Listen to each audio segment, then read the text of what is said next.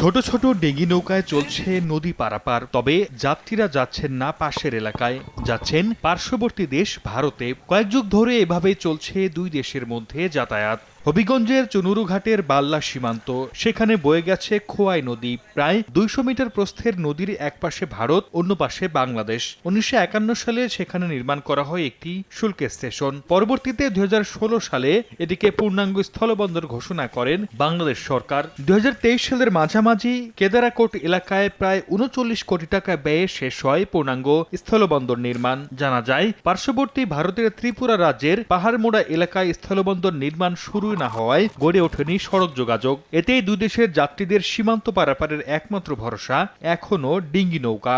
Visa লাগানে যে লোক আছে, বৈধ লোক, ভিসা বন্ধ। এখন 3-2 জন লোক যায়। কোনদিন 5 জন আগে যে ভিসাগুলো আছিল, তো 10 জন হইতো, কোনদিন 15 জন হইতো। ও পূজার সময় কিছু লোক আব্রাম করতো, ইন্ডিয়ান লোক।